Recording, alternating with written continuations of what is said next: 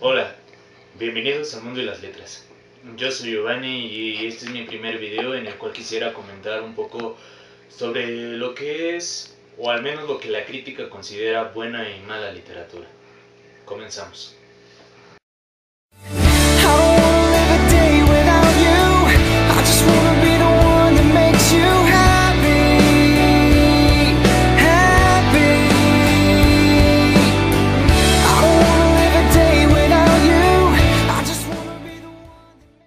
¿Existe la buena y la mala literatura?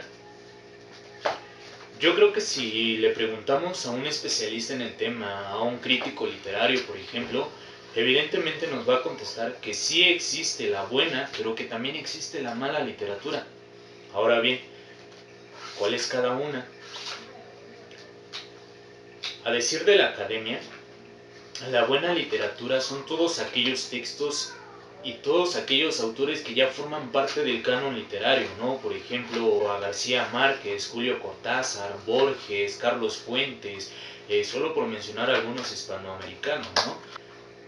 Ahora bien, según la academia y según los críticos, ¿cuáles son o cuál es la mala literatura?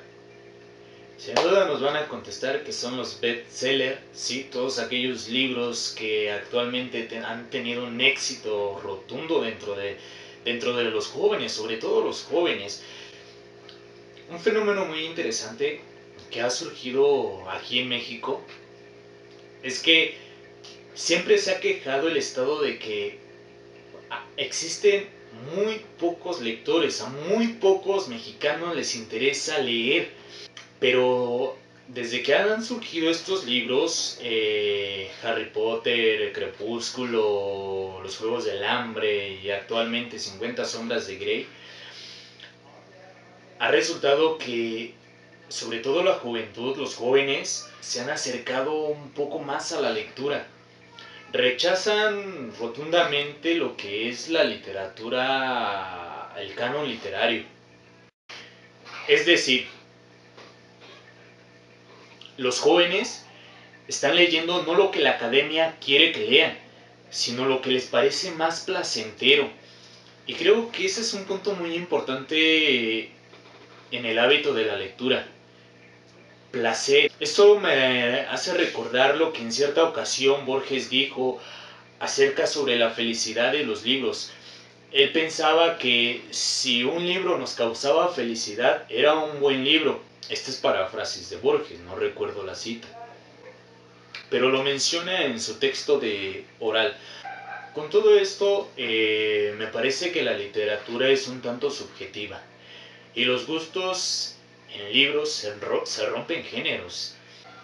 Y lo que he descubierto en mi experiencia, en mi vida como lector, es que si yo me identifico con un personaje o con una historia, el libro me va a gustar demasiado.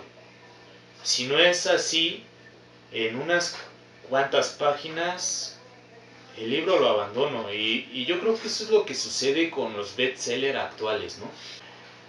Los jóvenes están leyendo porque de alguna o de otra manera se sienten identificados con las historias o hay algo con los que se identifican. ¿Qué pasa, por ejemplo, con el canon literario? Recuerdo una vez tuve la oportunidad de platicar con una chica, de una joven de 17 años, y ella me preguntaba que si me gustaba la poesía. Yo le contesté que sí, ¿no? Que tengo mis autores favoritos en la poesía. Cuando yo le pregunté si a ella le gustaba la poesía, me dijo que no, porque le parecía indescifrable. Y le pregunté a qué autor había leído y me contestó que Octavio Paz. Y claro, ¿no? Evidentemente, Octavio Paz era un escritor de culto, era un autor que escribía para otros escritores. Porque él no escribió pensando que lo iban a leer jovencitos de 17, de 15, de 14 años. Él cuando escribió pensando precisamente que su lectura iba a llegar solamente a un grupo mínimo, a un grupo reducido de intelectuales, no de simples mortales que solo nos la pasamos en la escuela echando desastre. Y he allí, yo pienso que ese es el problema de la academia, que quiere acercar los libros, textos canónicos a personas que no están especializadas. Y ese es el problema. ¿Y qué pasa con los bestsellers? Pues es que son textos que van dirigidos para el público en general, no es para escritores, no es para intelectuales, es para personas que solo quieren pasar un buen rato leyendo, identificándose con personajes, identificándose con historias, no tratando de descifrar lo que quiso decir un autor. Y eso es lo que pasa con los bestsellers. Son libros que no requieren o no necesitan que el lector tenga muchas referencias literarias. Y eso es algo muy importante para acercar a los jóvenes a la lectura. Otro punto importante me parece y que no puedo dejar de lado es que no se debe juzgar a los bestsellers.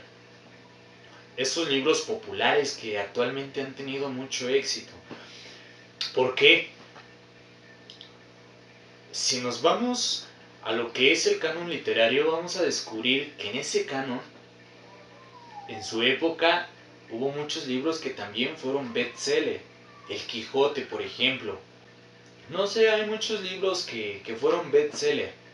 Digo, y quién quita que tal vez Harry Potter, tal vez Crepúsculo, también algún día lleguen a formar parte del canon literario.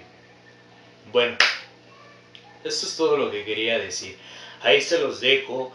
Si aquí, por ejemplo, un crítico literario llega a ver este video, sería interesante que dejaran sus opiniones, que todos dejaran su opinión, sus comentarios. Si te gustó el video, es mi primer video, lo vuelvo a mencionar, dale like. Y aprovechando que es mi primer video, quisiera recomendarles este libro.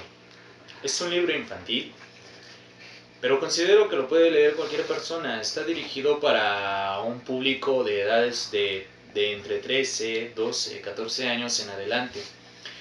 El libro se llama Cuentos en verso para niños perversos.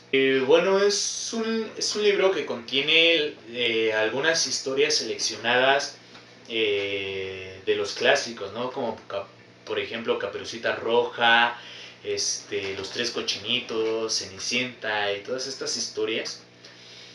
Pero no son las clásicas historias que conocemos. El autor les dio un giro distinto y es un texto que contiene humor.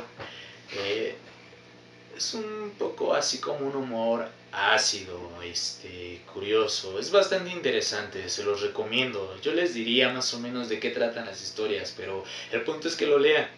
Yo cuando lo leí la primera vez y leí el cuento que tiene de Caperucita Roja, me encantó, me fascinó, muy divertido, todos los cuentos son divertidos y bueno, esa es la recomendación de este día.